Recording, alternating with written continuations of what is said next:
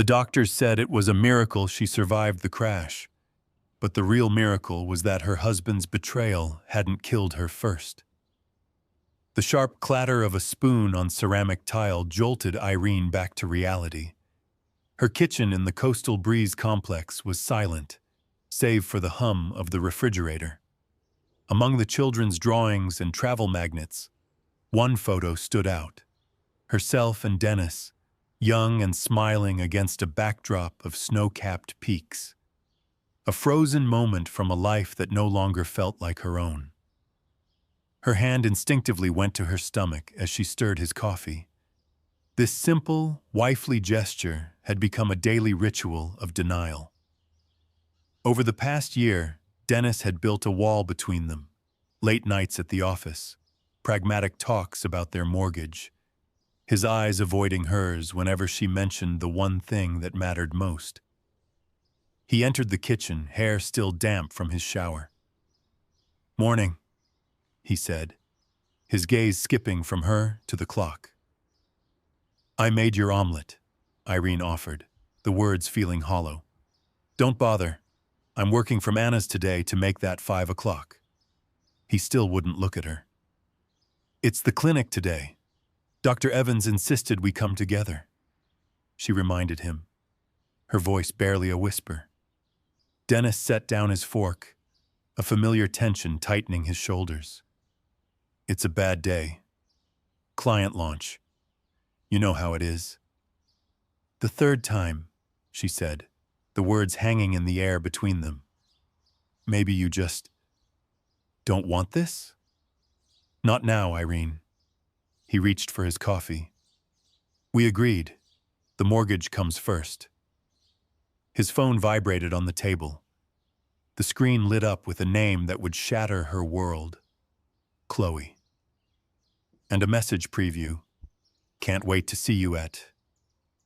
Irene didn't hear the rest. Dennis hastily flipped the phone face down, but it was too late. She had already seen it. Something cold and heavy settled inside her. "That's from work," he said quickly, though she hadn't asked.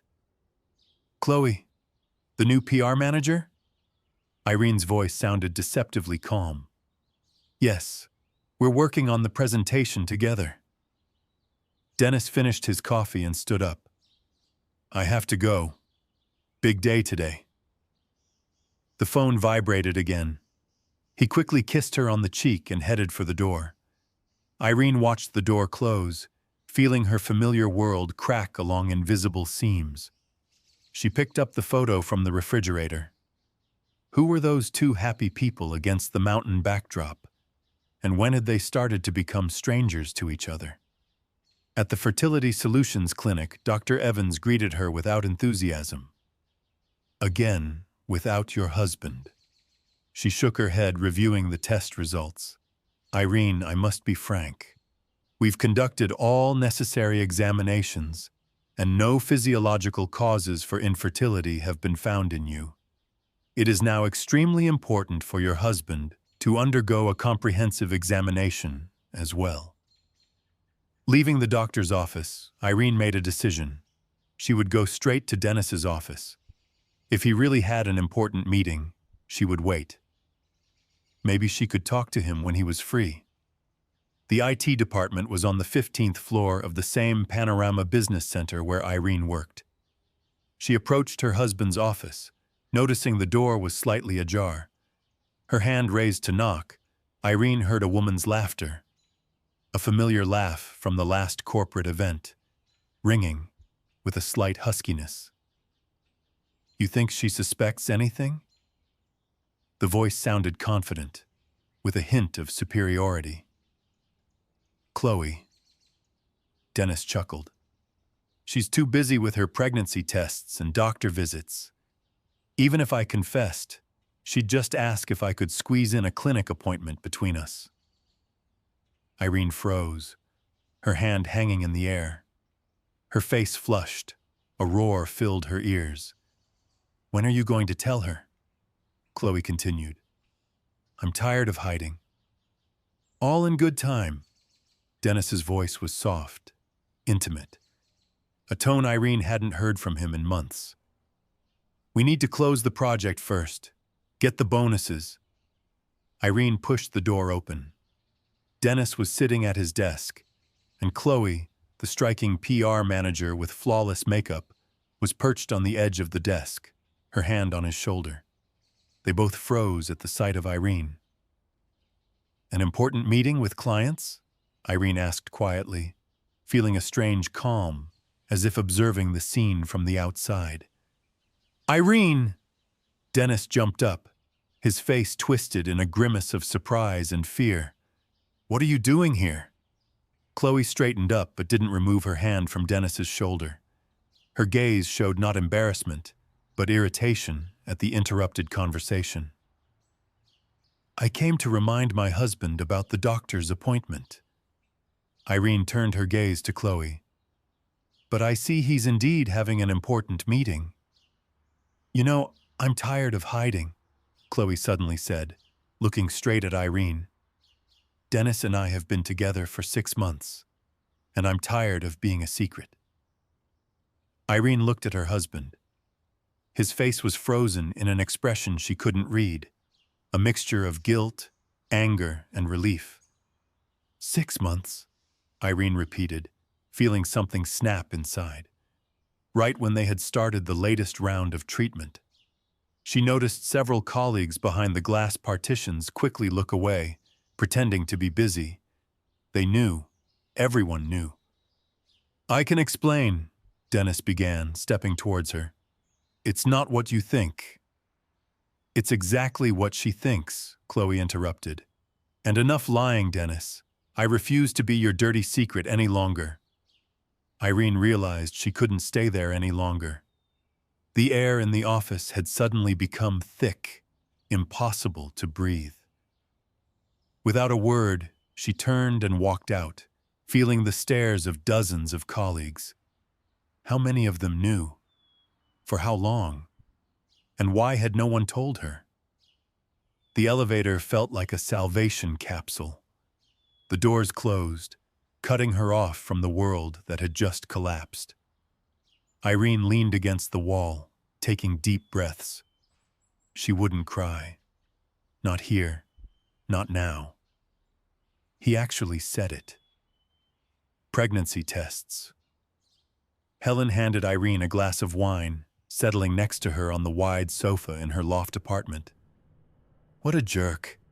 Irene took a sip of dry white wine. "You know what's the most insulting?"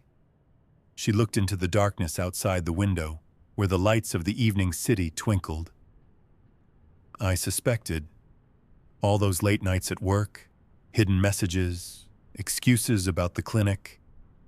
I just didn't want to believe it."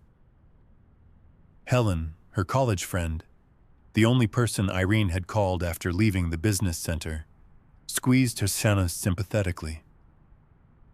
6 months, Helen, Irene continued. All that time while I was running to doctors, he was sleeping with her. And judging by the looks in the office, everyone knew. Everyone except me. "And now what?" Helen asked quietly. "Will you go back home?" Irene shook her head. "Not tonight. Maybe never." Helen stood up and walked over to her desk. She returned with a glossy brochure. "Remember I told you I won a trip in a raffle?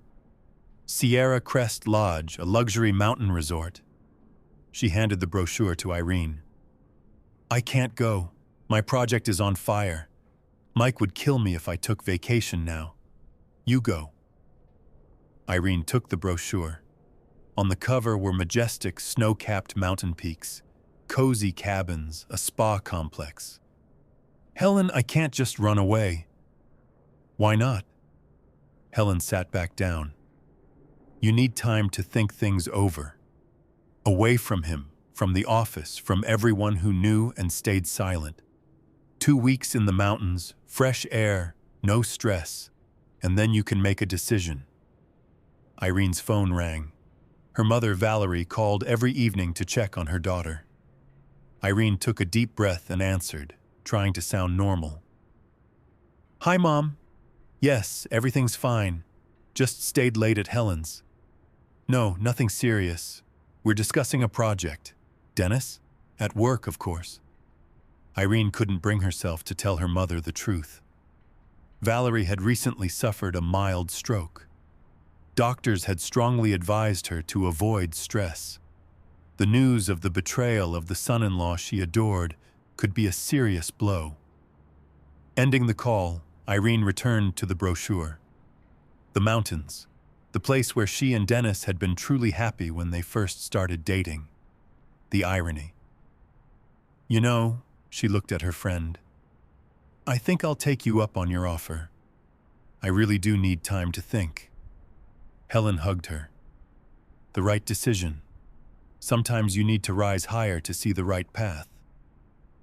Irene nodded, looking at the photo of the snow-capped peaks. Something inside her suggested, this trip will change your entire life. Little did she know how prophetic that feeling would be. Irene packed her suitcase in half an hour. It was surprising how few things were truly necessary when life was turned upside down. A few sweaters, jeans, thermal underwear for the mountains, toiletries.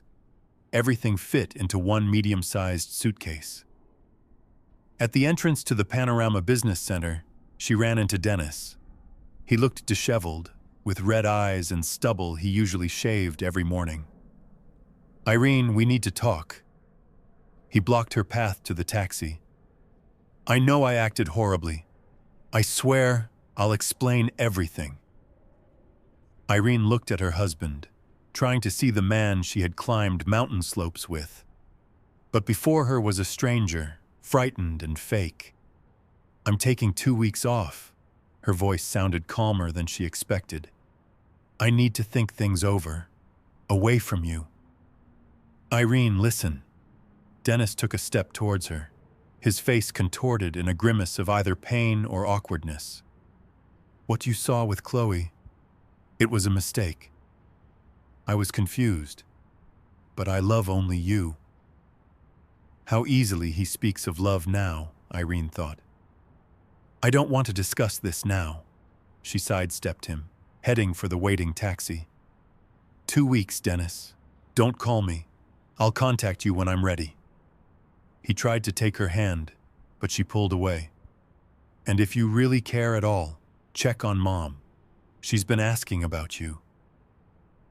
On the plane, Irene looked out the window at the clouds drifting below. A strange feeling, as if she had left behind not just Dennis and his lies, but a part of herself. The self that was a wife, the woman who dreamed of a child. Who would she be when she returned in 2 weeks? And would she even return to that life? The airport greeted her with coolness and noise. A small group had gathered by the Sierra Crest Lodge bus. A middle-aged couple, a young girl with a large backpack, 2 men who, judging by their gear, were climbers. Irene took a window seat. The bus started moving, winding up the mountain serpentine. Once mountain roads had filled her with delight. Every turn revealed new views. Every ascent brought her closer to the sky. Now she looked at the majestic trees with a feeling of strange detachment. The road twisted between cliffs, sometimes climbing upward, sometimes descending into valleys. On one of the turns, Irene noticed a fresh avalanche scar, a bare slope, broken trees, rocks littering the roadside. Came down a week ago, the driver said, catching her eye in the rearview mirror. No one was hurt, but they cleared the road for 2 days. Something in the driver's voice made Irene look at him more closely. He looked tired, with sunken eyes, tense shoulders, his hands gripping the wheel too tightly. On sharp turns, the bus sometimes veered into the oncoming lane, drawing nervous glances from the passengers. Irene looked down at the mountain river crashing over rocks below. The height was dizzying. One wrong move and the bus would plunge into the abyss. An absurd thought flashed through her mind. Would anyone even look for me if I didn't return? Dennis would probably be relieved. She turned away from the window, but the anxiety didn't leave her. The bus swerved again, approaching a dangerous curve. A truck appeared from behind a rock, coming straight at them in the center of the narrow road. It all happened in seconds. The driver yanked the wheel, trying to avoid a collision. The screech of brakes, screams from the passengers. Irene saw the road guardrail buckle under the weight of the bus. Then weightlessness and darkness. The all-consuming cold of the mountain river crashed over Irene. She couldn't breathe. Water filled her nose, mouth, lungs. The world narrowed to a single instinct: survive. The river carried her, slamming her against rocks and logs. Each impact brought a flash of pain, but her consciousness refused to shut down, clinging to life with all its might. Irene tried to grab onto something, but her fingers slipped off the wet rocks. The turbulent current tossed her body like a rag doll. "I'm dying." A detached thought raced through her mind. Strangely, there was no fear, only regret that she never told her mother how much she loved her, and that she would never see the mountain peaks at dawn again. The last thing she remembered was strong hands pulling her from the icy grasp of the water, and a rough male voice. "Hold on! Hear me? Just hold on!" Waking up was agonizing. Pain pulsed throughout her body, but most intensely in her head and left leg. Irene tried to open her eyes, but her eyelids wouldn't obey.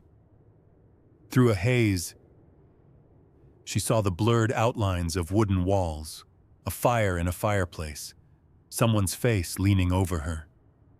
She's awake. The voice was low, with a rasp.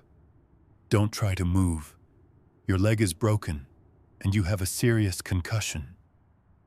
Irene tried to say something, but only a hoarse croak came out. Her lips were parched, her tongue uncooperative. "Water," she finally managed to whisper. The man brought a mug of water to her lips. The warm liquid, with a bitter herbal taste, soothed her dry throat. "Where am I?" Each word was an effort. "Somewhere safe," he replied. "I'm Roman. Found you by the river, a couple of kilometers from the crash site." The crash. The word pierced the fog enveloping her consciousness. The bus? The truck? The fall? The other passengers? She asked, already guessing the answer from the grim expression on his face. Rescuers reached the bus. Roman looked away. "No survivors found. You're considered dead too. You were thrown into the river. The current carried you away." Irene tried to process this, but pain and shock clouded her mind. She was the only survivor, by some incredible chance. Or was it a punishment to live when others had died? "I need to tell them." She tried to sit up, but a sharp pain shot through her body. Black spots swam before her eyes. "Lie still," Roman said firmly. "You have serious injuries. No signal here.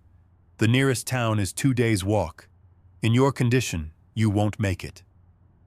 Irene didn't hear the last words. Consciousness plunged back into darkness. In that darkness, fragments of images swirled. The falling bus, icy water, Dennis's face, her mother's smile, the mountains indifferently witnessing human tragedy. "Are you a doctor?"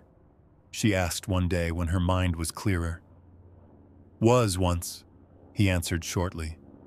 "An army medic." He said nothing more, and Irene didn't have the strength to question him. In rare moments of wakefulness, she tried to gather the shards of her memory, who she was, what had happened, why she was here. But the memories slipped away like water through her fingers. Sometimes she woke up screaming, reliving the fall, the cold river, the struggle for every breath. In those moments, Roman would sit silently beside her, not attempting to comfort her with empty words, simply letting her know she wasn't alone in this struggle between life and death. A full awakening came with a smell, the aroma of mountain herbs drying under the ceiling of the wooden cabin. This scent awakened something deep in Irene's consciousness, a childhood memory of a summer hike in the mountains with her father, his stories by the campfire, the feeling of security. She opened her eyes.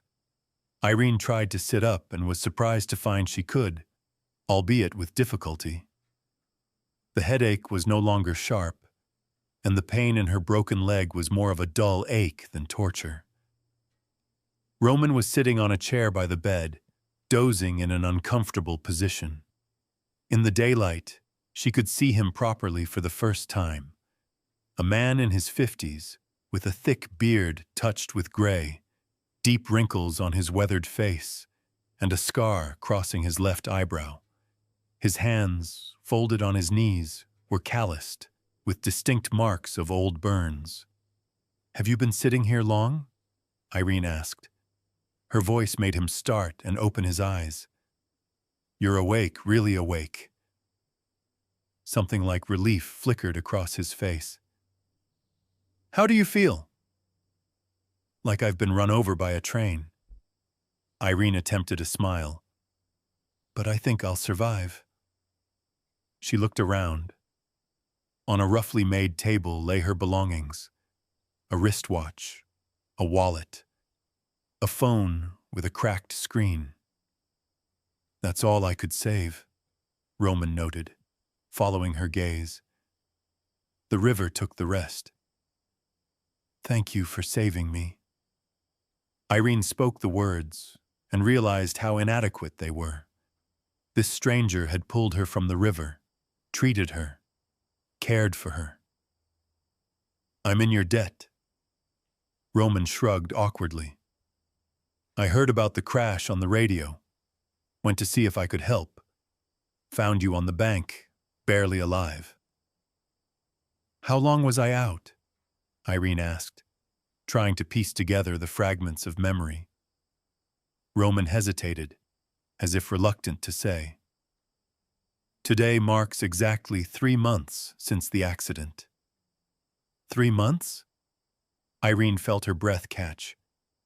"That can't be. I only remember bits and pieces." "You had a serious head injury," Roman spoke slowly, choosing his words. "There were times I wasn't sure you'd make it. But you're strong." 3 months. A quarter of a year vanished from her life. A sudden thought struck her. "Mom, she thinks I'm dead. I have to let her know." "I need to contact someone." "My mother—" "No signal here," Roman repeated. "Nearest settlement is 2 days' walk on mountain trails. In your condition, we can't make the trip for at least another month. Until your leg heals properly." Irene leaned back against the pillow, stunned. A month, and then 2 more days of travel. No one knew she was alive. Dennis had probably mourned her, or more likely, found comfort in Chloe's arms. And Mom? How had she borne the news of her daughter's death? "Where are we?" she asked, trying to focus on concrete things. "In the protected zone of the Stone Ridge," Roman replied. "High in the mountains. I've lived here a long time." He stood and walked to the window. Irene noticed a slight limp for the first time. "Try to stand if you feel strong enough," he said, still looking out the window. "Need to start working the leg." Irene carefully sat up on the bed, then, leaning on the bedside table, stood up. The broken leg, secured in a homemade but sturdy splint, protested with pain, but not as severely as she'd expected. She stood for a few seconds, getting used to the vertical position, then took a hesitant step. Roman turned, watching her carefully. "Good. But don't overdo it in the first days. Irene, leaning on the wall, made her way to the window. The view outside took her breath away. Mountain peaks covered in snow even in summer, steep slopes clad in coniferous forest, gorges with a silver ribbon of river at the bottom. Beautiful, isn't it? Roman's voice was softer than usual. When you live here long enough, you start to understand that the mountains are alive. They have their own character, their own moods. Irene looked at him not with the fear she might have expected in such a situation, but with growing curiosity. Who was this man? Why did he live alone in the mountains? What had made an army medic become a hermit? "I don't know how to thank you," she said quietly. "You saved my life." Roman shook his head. "You saved it yourself. I just helped." A silence fell between them, not awkward, but special, full of unspoken thoughts and questions. Two people brought together by fate in the most unexpected circumstances. One who had lost his past, the other a possible future. And both found themselves here, high in the mountains, far from a world that seemed to have forgotten them. Irene's first independent step across the room was a small triumph. Pain shot through her knee with each movement, but stubbornness proved stronger. "To the window today, around the house tomorrow," Irene said, catching her breath. "Don't rush," Roman replied, checking the bandage on her leg. "The mountains teach patience." Day by day, step by step, Irene returned to life. Her muscles strengthened, her wounds healed, even the nightmares became less frequent. When she was first able to step onto the porch, the world outside the cabin opened up in all its grandeur. Peaks touched with the first snow, endless sky, eagles soaring over the gorge.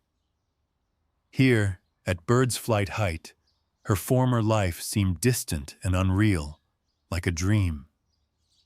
Gradually, she began to help with chores, peeling vegetables, sorting herbs, even learning to keep the fire going in the hearth. Her interactions with Roman were built on a wordless practicality. He showed, she did. And yet, beneath this surface simplicity lay something more. A gradual, mutual trust built without words. Each evening, sitting by the fire, they slowly learned about each other.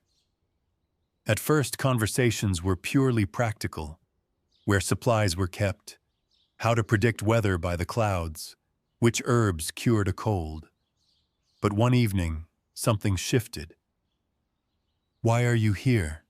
Irene asked, watching Roman methodically sharpen a hunting knife. "Why do you live alone, away from people?" Roman looked up from his work.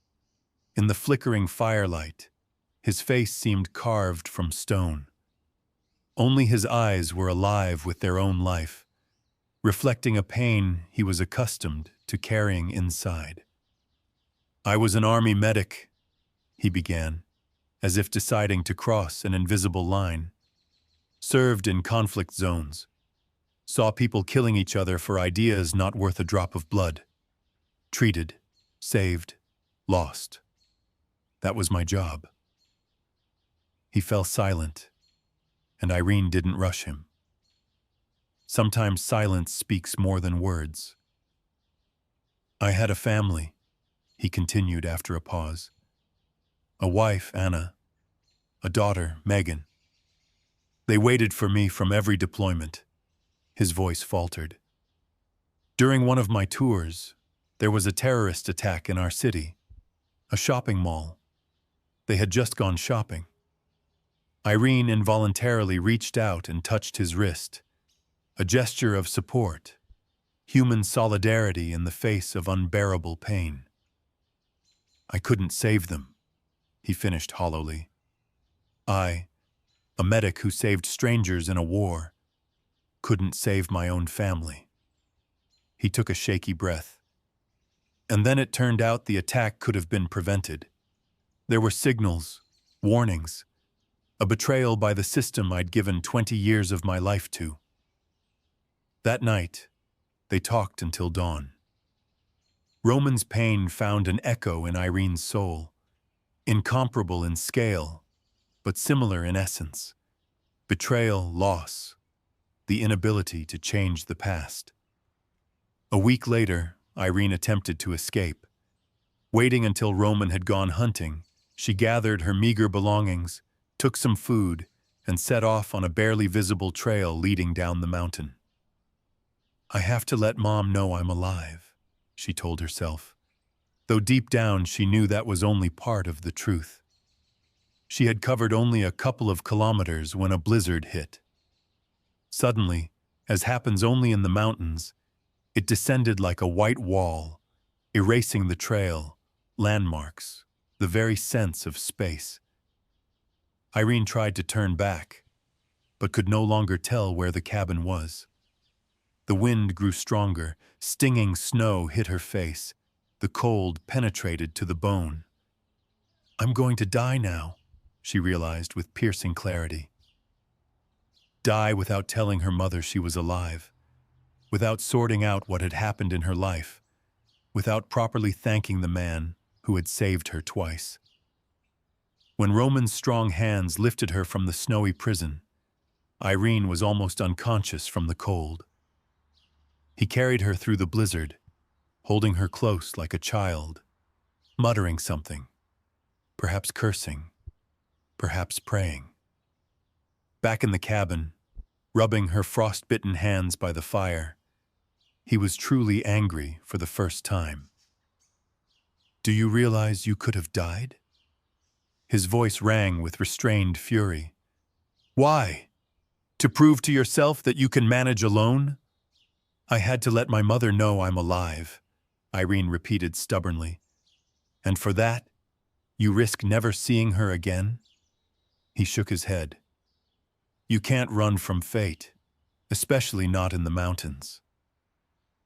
They looked at each other. Two people who had lost and found something important on top of the world. And in that moment, an understanding arose between them. Not just a knowledge of facts, but a deep awareness of each other.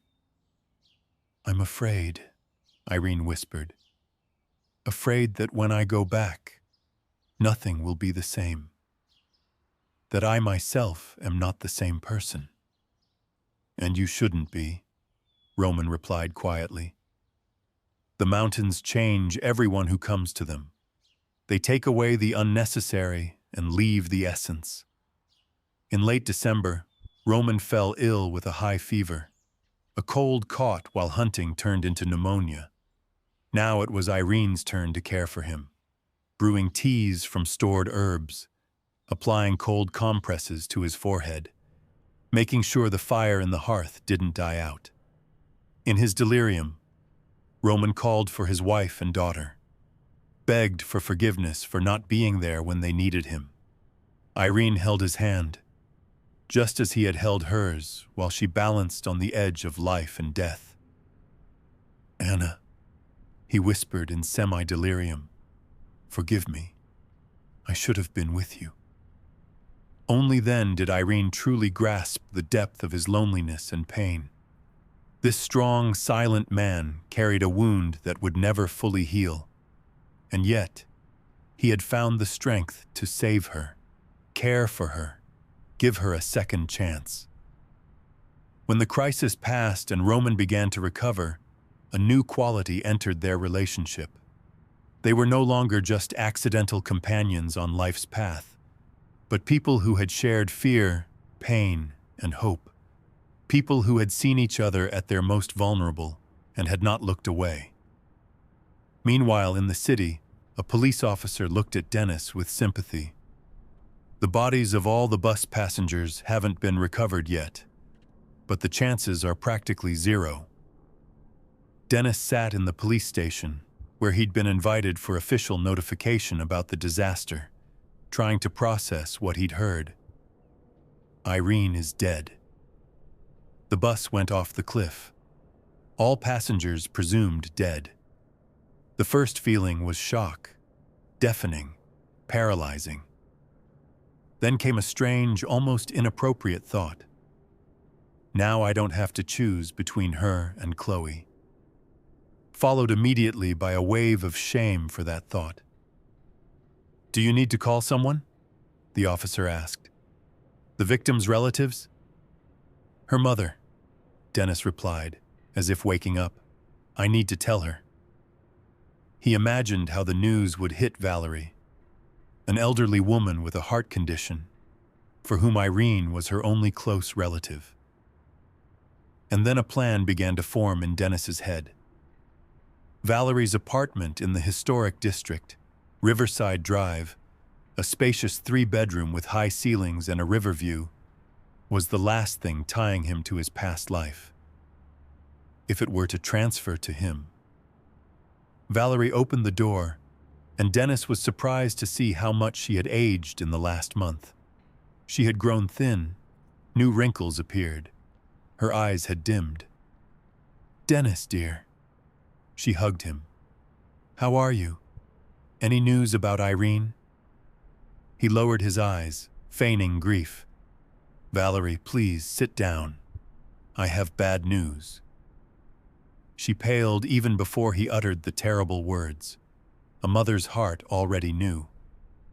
"The tourist bus," Dennis began, carefully choosing his words.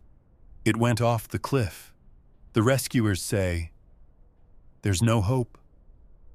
Valerie didn't scream or faint. She just froze, as if life had drained out of her in an instant. "It's a mistake," she whispered. "It can't be.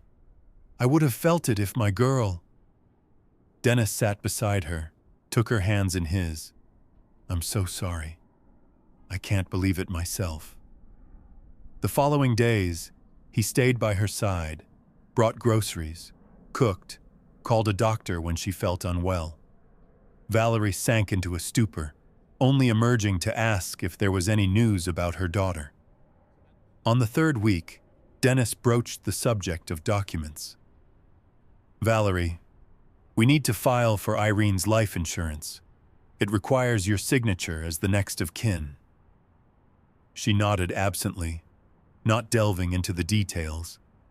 Her thoughts were far away, with the daughter she refused to believe was dead. "One more thing," Dennis added, trying to sound caring. "Irene had some distant relatives on her father's side. They might make a claim on the estate. To protect you, it would be better to sign a deed of gift for the apartment over to me." "A deed of gift?" Valerie looked at him with incomprehension. "Why?" "So no one can take your home away from you," Dennis explained patiently. "I'll handle all the formalities. You just need to sign." A flicker of doubt crossed her gaze, a last spark of clear consciousness protesting against the deception. But grief clouded her mind, and she nodded. "All right, Dennis, dear. You've always been so caring." The next day, Dennis brought a notary right to Valerie's home. The elderly woman mechanically signed all the documents without even reading them. Dennis breathed a silent sigh of relief. First step done. That same evening, Valerie took a turn for the worse. The left side of her face went numb. Her arm hung limp. Her speech became slurred. A stroke was diagnosed at the hospital. Dennis, called by the ambulance, played the part of the grief-stricken son-in-law while doctors fought for her life. "It's for the best." A treacherous thought flashed, frightening even him, but not enough to change his plans. "To us," Chloe raised a glass of champagne, flashing a white-toothed smile. "To a new life in New York." They sat in a restaurant overlooking the night city. Dennis looked tired but satisfied. The plan had worked. The deed of gift was executed. Valerie's apartment now belonged to him. "How's the old lady?" Chloe asked casually, sipping her champagne. Still in the hospital? Being discharged next week. Dennis grimaced. We'll have to do something about her. After the stroke, she can't live alone. And what do you suggest? Irritation slipped into Chloe's voice. Hire a nurse, that's expensive and troublesome. Dennis swirled his glass. I found out about a nursing home, Serenity Pines in Pinecrest Village, specializes in post-stroke rehab. Perfect, Chloe beamed. We check the old woman in there, sell the apartment, and off to our new life. Dennis nodded, trying not to think about how the old lady had once baked pies for him and been proud of his successes like a son. His glass trembled, and a few drops of champagne fell on the snow-white tablecloth. The nursing home, Valerie repeated, struggling to form the words. After the stroke, her speech remained unclear. I don't want to go to a nursing home. I want to go home. It's not just a nursing home, it's a specialized rehabilitation center, Dennis explained patiently, helping her pack her things. They'll take care of you round the clock, and I'll renovate the apartment so it's perfect for your return. She shook her head doubtfully, but didn't argue. She had no strength left for arguments. The Serenity Pines nursing home looked quite respectable from the outside. A 3-story building among pine trees, well-kept grounds, friendly staff at the reception. Dennis filled out all the paperwork, kissed Valerie on the cheek, and promised to visit every week, a promise he had no intention of keeping. Already in the taxi back, he dialed the number of a realtor Chloe had recommended. Tamara, good afternoon. Regarding the apartment on Riverside Drive, we can start. Valerie realized the horror of her situation on the 3rd day at Serenity Pines. When the effect of the sedatives, generously administered in the first days, wore off, she saw the reality of the place. Shabby walls behind the respectable facade, indifferent staff, meager food, overcrowded wards. It wasn't a rehabilitation center, but essentially a cheap nursing home for those whom relatives wanted to get rid of. I want to call my son-in-law, she said to a nurse, a young woman with a tired face. Phone calls are on weekends only, the nurse cut her off, and no more than 5 minutes. But I need to urgently. Everyone needs something urgently, the nurse shrugged indifferently. Those are the rules. On weekends, Valerie couldn't reach Dennis. The subscriber is unavailable. And the next weekend, and the ones after that. Gradually, the terrible truth dawned on her. She had been deceived. Dennis had arranged the deed of gift not to protect her, but to seize the apartment. He had dumped her in this horrible place and forgotten about her. At night, she cried quietly, thinking of her daughter. Maybe Irene really was dead. Or maybe she had found the strength to start a new life, realizing what kind of man her husband had turned out to be. Valerie clung to this thought, finding a strange comfort in it. Goodbye, provincial life, Chloe enthused, slamming the car door loaded with their belongings. Hello, Big Apple.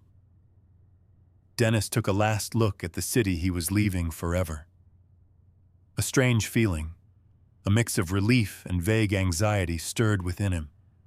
The apartment had been sold for a good sum. Their things were packed. Tickets to a new life were bought. Let's go. He started the engine. New York awaits. Chloe turned the music up loud, singing along. Dennis tried to match her mood, but something inside him refused to rejoice. The image of Valerie's face, distorted by a stroke, kept appearing before his eyes. He shook his head, trying to drive away the unpleasant thoughts. It's her own fault. She shouldn't have trusted me so blindly. One evening, sitting by the fire, she told Roman about her life before the mountains, about Dennis and his betrayal, about her mother, about the failed attempts to have a child, about the office and the feeling of emptiness that had haunted her even before the accident. "I feel like I've been given a second chance," she finished, "to live differently, more honestly." Roman nodded. "The mountains give that chance to those who are ready to accept it." "And you?" Irene asked carefully. "Will you ever go back to the world?"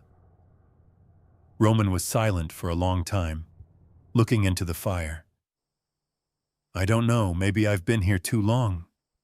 Maybe I've forgotten how to live among people." "You haven't forgotten," Irene said softly. "You saved me." The next morning, Roman announced that the time had come for them, to go down to the valley. The mountain passes would soon be blocked by snow, and they risked being cut off from the world until spring. "I'm ready," Irene said, and realized she meant not only the physical readiness for the difficult journey. They set off at dawn. The path was difficult and dangerous, winding along cliffs, crossing icy streams, climbing steep slopes. But Irene was no longer the woman who had almost died in a blizzard a few months ago. She walked confidently, following Roman, who knew every turn, every safe place to step. On the third day of the journey, they reached the outskirts of a small mountain village. The first signs of civilization: power lines, a paved road, the distant sound of a car engine. "This is where we part," Roman said, stopping at the edge of the forest. "You go on alone. I'll wait here." Irene looked at him, realizing what this decision cost him. He was letting her go, giving her the freedom to choose her own path. "I'll be back," she promised. "After I sort things out. I'll be back." Roman just nodded, but something in his eyes told her he believed her. The first thing Irene did in the village was find a phone. Her hands trembled as she dialed her mother's number. The phone rang for a long time before a strange female voice answered. "Who's asking?" the woman asked cautiously when Irene introduced herself. "Irene, her daughter." A long pause. "Irene. But you died." "I'm alive. Where's my mother?" The woman on the other end explained that Valerie had been placed in the Serenity Pines nursing home after a stroke, that Dennis had sold the apartment and disappeared, that everyone thought Irene was dead. An hour later, Irene was in a taxi heading to Pinecrest. The world outside the window seemed alien, too loud, too fast. She looked at her reflection in the glass, a different person, with a calm, firm gaze, weathered skin, and a new strength inside. The Serenity Pines nursing home looked even more depressing than she had imagined. The smell of cheap disinfectant mixed with the smell of illness and despair. At the reception, a plump woman with dyed hair was painting her nails. "I'm here to see Valerie," Irene said. The woman looked up at her indifferently. "Visiting hours are on Sundays, from 2 to 4. It's urgent. I'm her daughter." The woman's eyes widened. "Daughter? But you're dead." "I'm very much alive. Where is my mother?" Valerie was sitting by the window in a small room she shared with 2 other elderly women.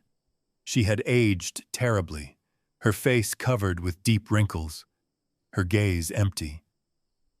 But when she saw Irene, something flickered in her eyes. Disbelief, hope, shock. "Irene," she whispered. "Is it really you?" "Yes, Mom. It's me." Irene knelt beside her chair, taking her mother's thin, cold hands in hers. "I'm alive. Everything's fine now." Tears streamed down Valerie's cheeks, silent, cleansing tears of relief and joy. She couldn't speak, just stroked her daughter's face as if making sure it wasn't a dream. The next few days were a whirlwind. Irene arranged for her mother's discharge from the nursing home, hired a good doctor for rehabilitation, and rented a small apartment for them. She had to officially resurrect, go to the police, explain the situation, restore her documents. The news of the resurrected woman from the bus crash caused a stir, but Irene avoided journalists, not wanting unnecessary attention. She also learned all the details about Dennis's machinations: the deed of gift, the sale of the apartment, his departure to New York with Chloe. Anger boiled within her, not so much at the betrayal as at the cruelty towards her defenseless mother. But the anger quickly gave way to pity. Dennis had chosen his path, and it would inevitably lead him to a dead end. A month later, when Valerie felt better and could speak more clearly, she told Irene everything. "He deceived me, Irene. Said it was to protect me from distant relatives. And I believed him like a fool." "You're not a fool, Mom. You trusted the person who was supposed to be family. He's the one to blame." "And what will you do now?" Valerie asked carefully. "Will you go back to him?" Irene shook her head. "That part of my life is over. I'm a different person now." "Where will you go?" Her mother's voice trembled.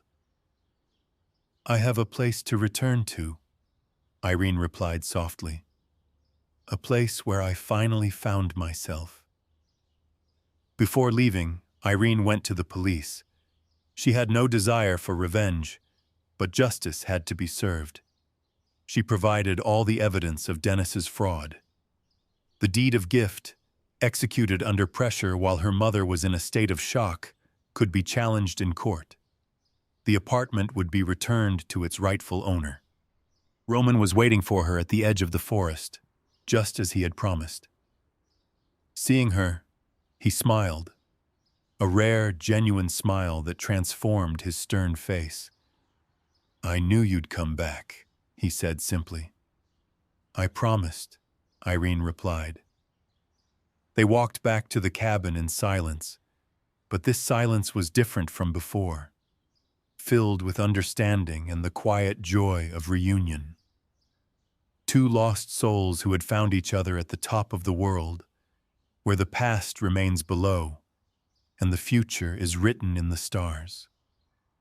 And high in the mountains where eagles soar and the wind sings an ancient song, a new story began. A story of simple truths, of loyalty, of love that heals the deepest wounds. A story where every new day is a gift, and every sunset is a promise of a new dawn. But every ending is a choice. Irene chose to leave her old life behind, to trade vengeance for peace. But was it the right choice? Was her forgiveness a strength or a surrender? What would you have done? Could you have walked away from the man who tried to destroy you? Or would justice, no matter the cost, have been the only answer? There is no right or wrong, only the path we choose. Tell us which path you would take in the comments. If this story of survival and impossible choices moved you, continue the journey. Hit like, subscribe to the What Happened Then stories, and share it with someone who would understand. Your next story awaits.